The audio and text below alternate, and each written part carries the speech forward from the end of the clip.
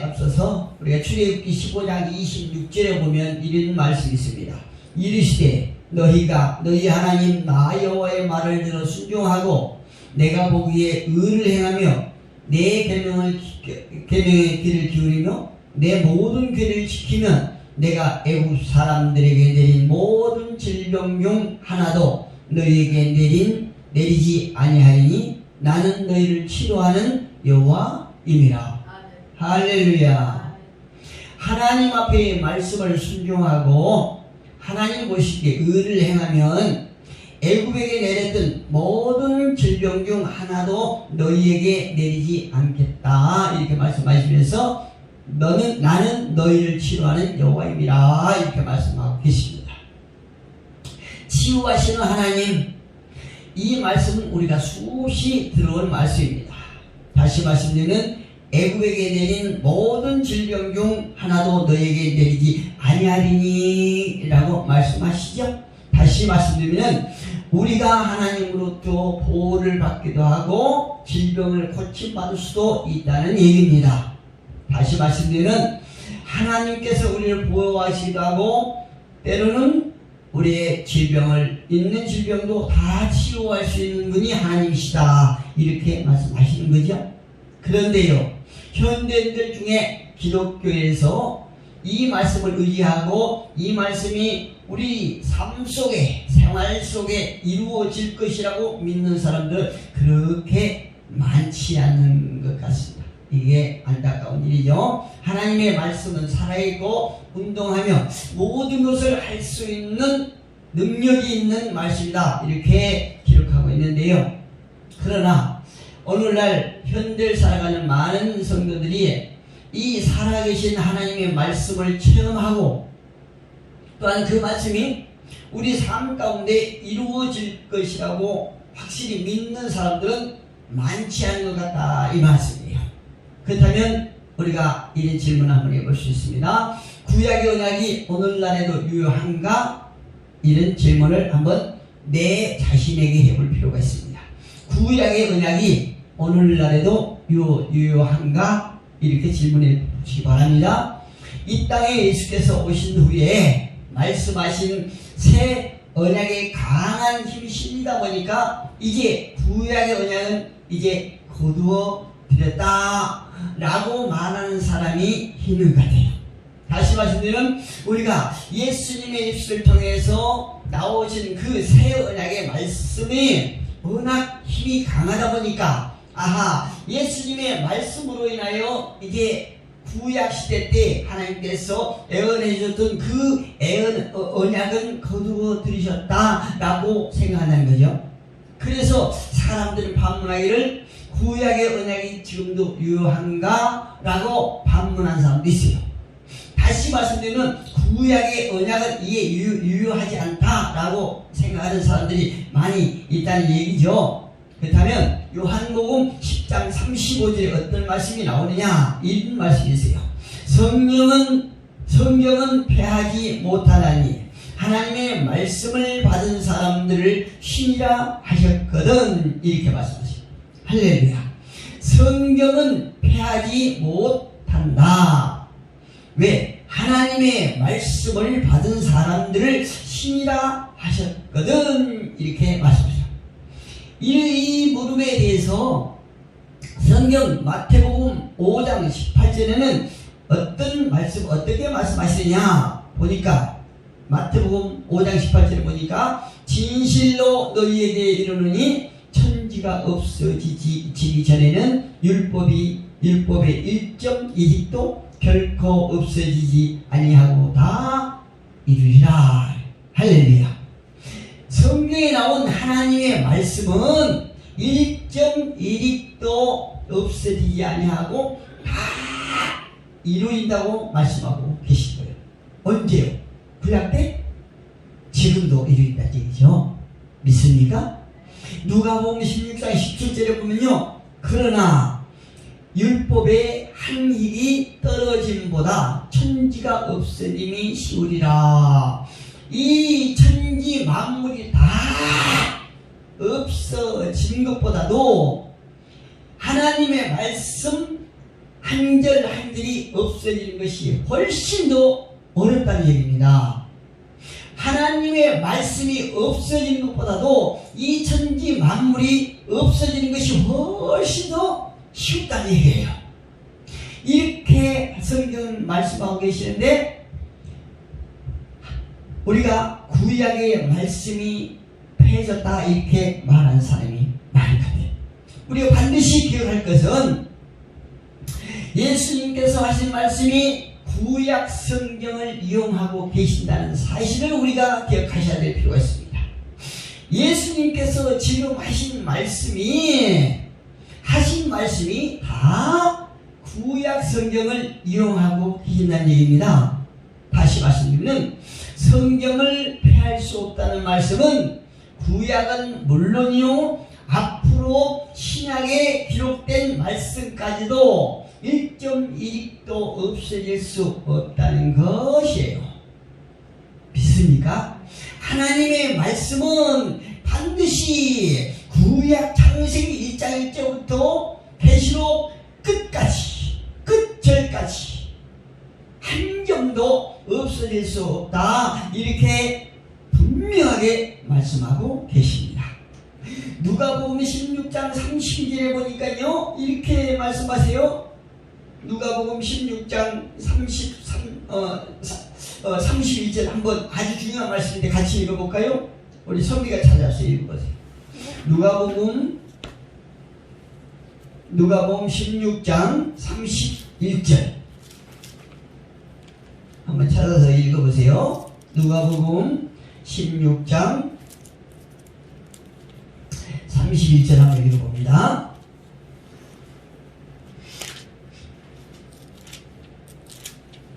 누가복음 16장 31절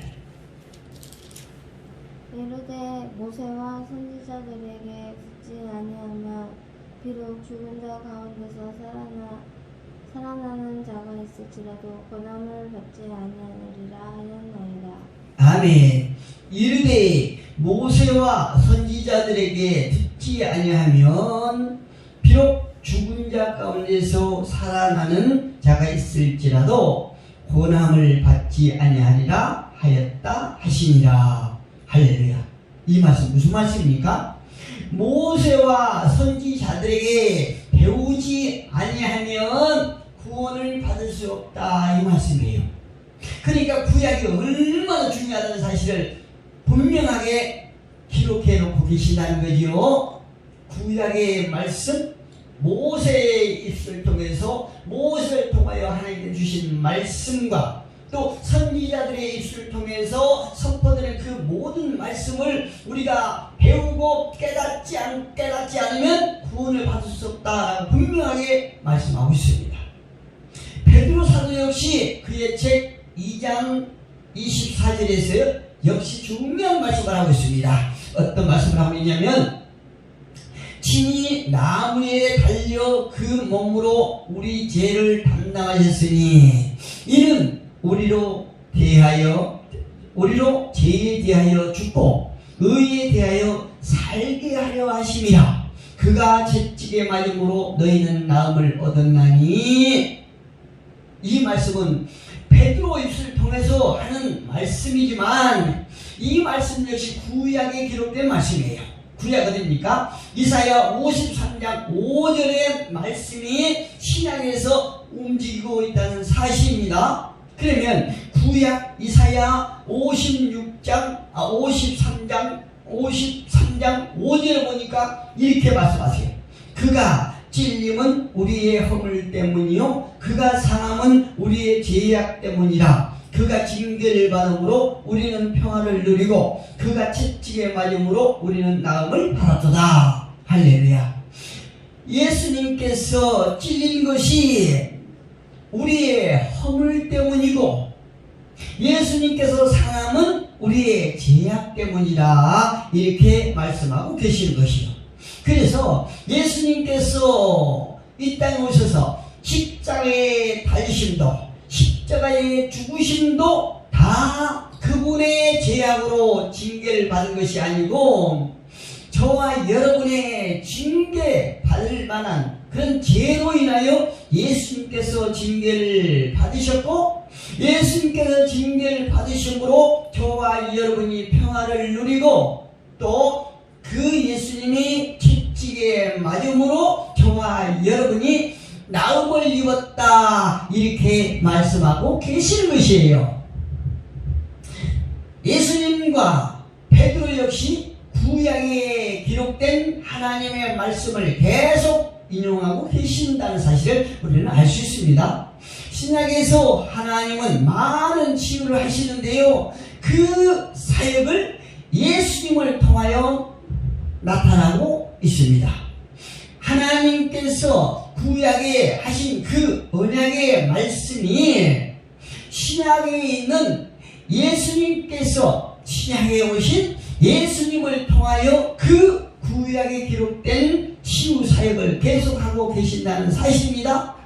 이 말씀을 다시 우리가 해석해보면 구약의 하나님이나 신약의 하나님이 동일하다는 의미인 것입니다. 할렐루야. 히브리서 13장 8절에 보니까 이렇게 기록되어 있어요. 히브리서 기자가 이렇게 기록합니다. 예수 그리스도는 어제나 오늘이나 영원토록 동일하시니라, 이렇게 말씀합니다. 영원토록 변함없으신 하나님은 오늘도 동일하시고, 그 하나님이 지금도 이 자리에 함께 하시며 그분이 우리를 치유하고 계신다는 사실을 믿으시기 바랍니다. 그 하나님께서 하신 일이 마가복음 16장 18절에 보니까 병든 자에게 손을 얹은 즉 나음을 입어도다, 이렇게 말씀하세요. 병든 자에게 손을 얹은 즉 누가요? 예수님께서 병든 자에게 손을 얹은 즉 나음을 입었도다. 할렐루야. 제사함을 받고 육체의 질병까지도, 혼적인 병까지도 깨끗이 모든 각양각색의 질병이 다 치유받았다, 이렇게 말씀하고 계시는 것이에요. 예수님은 어떤 분이십니까? 치유하시는 예수님이심을 믿으시기 바랍니다. 본문에 한번 가봅니다. 본문 마태복음 8장 15절로 17절 다시 한번 읽어봅니다. 그의 손을 만지시니 열병이 떠나가고 여인이 일어나서 예수께 수종들더라. 저물매 사람들이 귀신 들린 자를 많이 데리고 예수께 오거늘 예수께서 말씀으로 귀신들을 쫓아내시고 병든 자들을 다 고치시니 이는 선지자 이사야를 통하여 하신 말씀에 우리의 연약한 것을 친히 담당하시고 병은 짊어지셨도다 함을 이루라 하시니더라. 할렐루야. 구약에서 이사야가 하는 말이 우리의 연약한 것을 친히 담당하시고 병을 짊어지실 그 언약의 말씀을 예수님께서 이루러 하신다, 이렇게 말씀하시래요. 그러니까 예수님은 어떤 일을 하십니까? 구약의 언약을 완성시키는 분이심을 우리가 믿을 수 있습니다. 또 그분이 구약의 하나님께서 저와 여러분에게 하신 그 언약의 말씀을 예수님을 통하여 이루시는 분이심을 우리는 믿습니다. 마가복음 9장 35절에 보니까 이런 말씀이 있네요. 예수께서 모든 도시와 마을에 두루다니사 그들의 회당에서 가르치시며 천국 복음을 전파하시며 모든 병과 모든 악한 것을 고치시니라, 이렇게 말씀하세요. 마태복음 10장 1절에서도 주께서 그의 12 제자를 부르사 더러운 귀신을 쫓아내며 모든 병과 모든 악한 것을 고치는 권능을 주시니라, 이렇게 말씀하세요. 이 말씀은 성경에는요, 귀신을 예수님께서 쫓아내시고 또 모든 질병을 치유하는 권세를 제자들에게도 허락하셨다는 것을 우리가 알 수 있어요. 제자들에게 어떤 역사를요? 치유하시는 역사를. 병을 고치고 귀신을 쫓아내는 그 치유의 권세를 예수님의 제자들에게 주셨다는 얘기입니다. 저와 여러분은 제자입니까? 저와 여러분에게도 주셨다는 얘기예요. 그리고 그 제자들이 병 고치는 내용도 아주 구체적으로 나와 있고 기록되어 있습니다. 각색 병의 고통을 겪고 있는 자, 귀신 들린 자, 중풍병자들, 마태복음 4장 23절 24절에 잘 나와있죠. 또 제자들이 했던 그 사역 가운데 소경을 치유하고 눈을 뜨게 하시라. 또 안진뱅이를 일으키는 그 미문 앞에 있는 그 거린, 안진뱅이 거린을 사도 베드로가 나사렛 예수 이름으로 일어나 걸으라 했던 그 장면 우리가 생생하지요. 그 강력한 역사를 행했던 그 권세가 예수님으로부터 제자들에게 왔다는 사실을 우리가 알 수 있습니다. 그분입니까? 문둥병을 고치시고 또 귀머거리를 듣게 하고 또 손 마른 병을 고쳤다는 것을 누가복음 8장 44절에서도 잘 나왔어요. 예수님 뒤로 와서 그의 옷가에 손을 대니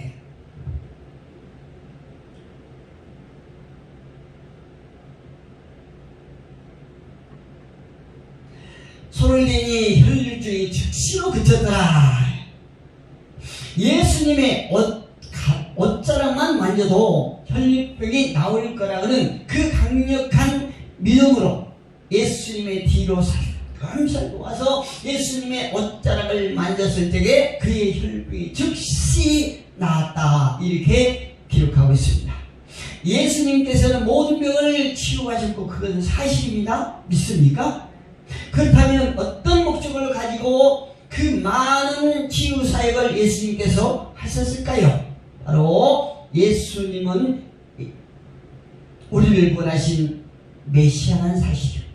예수 그리스도, 그분은 우리가 주목해야 할 부분이 있는데요.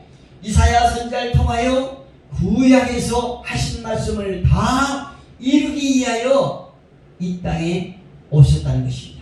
예수님께서 이 땅에 오신 목적은 다름 아닌 이사야 선지자를 통하여 구약에서 하셨던 하나님의 말씀을 다 이루기 위해서 이 땅에 오셨다고 기록됐습니다.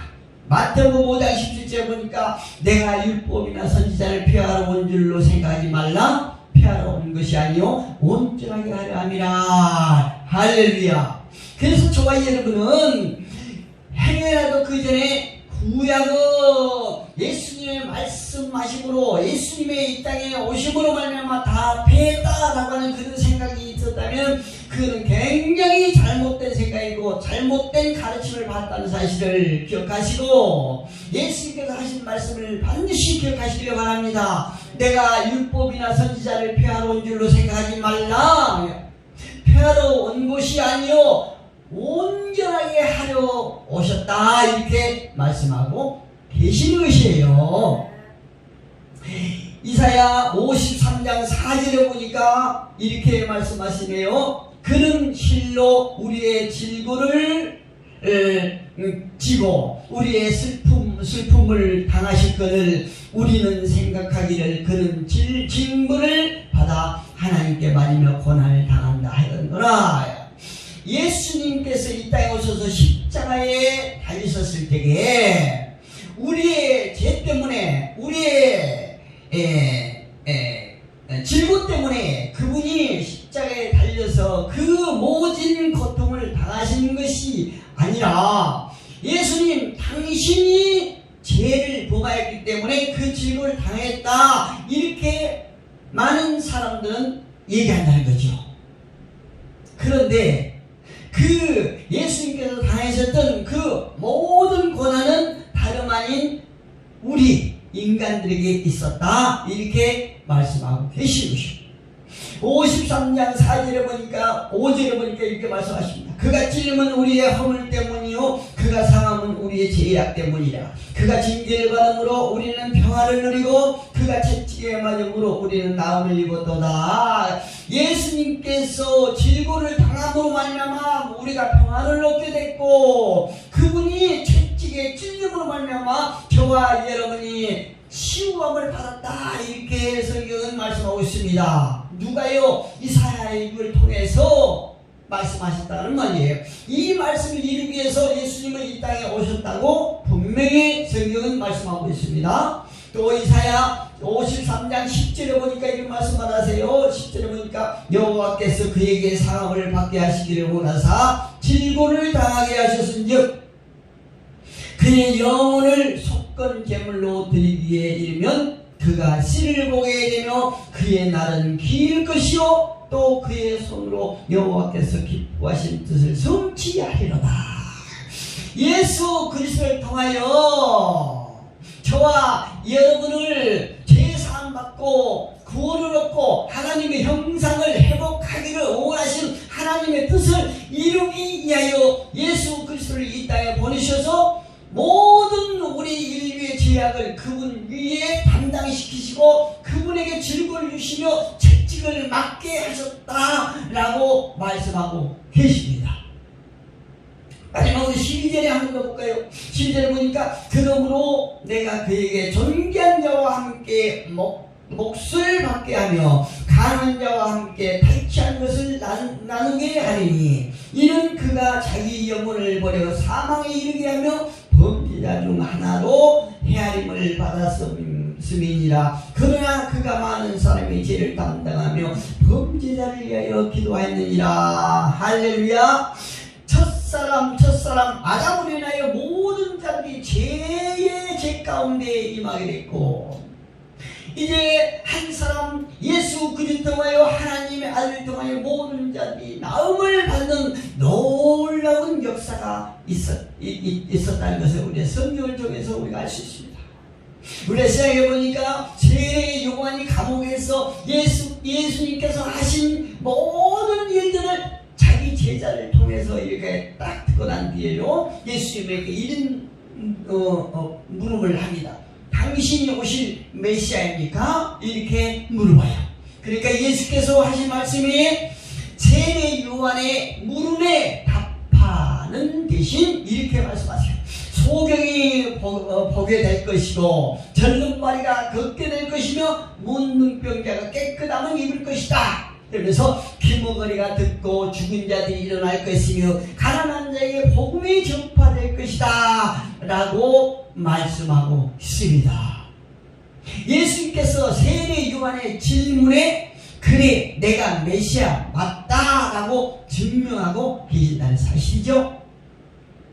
우리는요 지금도 구약의 언약이 지금도 유효하고 또 지금 이 시간에도 치유의 역사가 우리 주변에 또 나에게 일어나고 있다는 사실을 믿으셔야 합니다. 그렇다면 우리는 어떻게 해야 될까요? 출애굽기 15장 26절 한번 같이 봅니다. 출애굽기 15장 26절 같이 한번 보겠습니다. 출애굽기 15장 아까 제가 서두에 봉독해 드렸지요.